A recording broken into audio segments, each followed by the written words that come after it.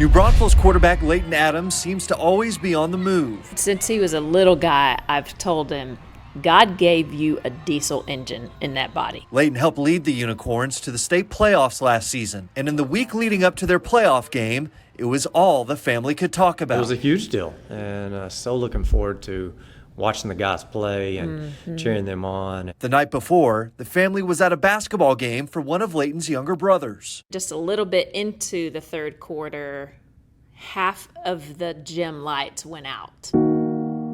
Leighton had made the regrettable decision to climb this utility pole outside. He was in a time of life where he was a risk taker. I ended up coming into contact, we learned, with 7,200 volts, and a fall from 35 plus feet is no joke. The fall fractured 2 vertebrae in Leighton's back. He also suffered a compound fracture in his ankle, along with 2nd and 3rd degree burns on his arms. His father was the first to find him. And I could see Leighton laying about 8 feet from the pole. And I was just writhing in pain, and you're still kind of not all there consciously. Paramedics quickly arrived and rushed Leighton to the hospital. One of the paramedics said, "Your boy's gonna make it," and I held on to that. Meantime, the news of Leighton's injuries quickly spread. Got a call that he had that accident and got electrocuted, and at that time the word on the street, so to speak, it's not good. Doctors and nurses put Leighton on a ventilator after he arrived. When I had the ventilator in my mouth, I remember like trying to chew on it and bite it out,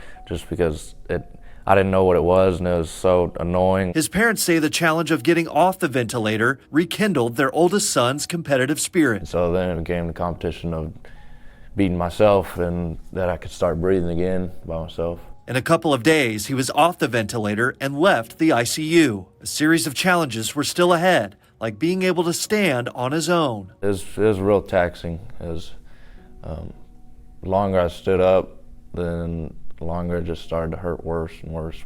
As Leighton kept getting stronger each day, one thought kept him going. I never doubted that I wouldn't play sports again. It was just a matter of time. I didn't know when, and it was that mindset until somebody would tell me different, and it never happened.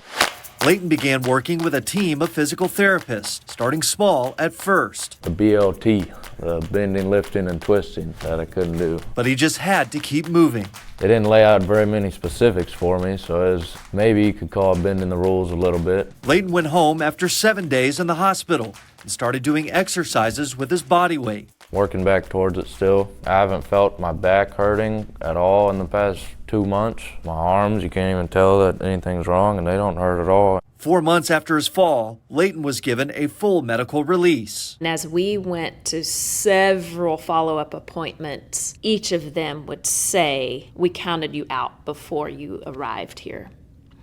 Leighton and his parents consider his recovery nothing short of a miracle. It is. It is. It's incredible. Yeah. Thankfully, physically, he's pretty much going back to life as normal. And that includes returning to the football field next season, which Leighton fully plans to do. I've been lifting and throwing quite a bit with the guys. That's a miracle kid, He just loves the game and loves competing, loves being on a team. And with no plans of slowing down on the football field, Leighton is approaching his senior season with a renewed attitude. He's been given a second chance in life. And I know that I've been saved by God, and He's the only explanation for that.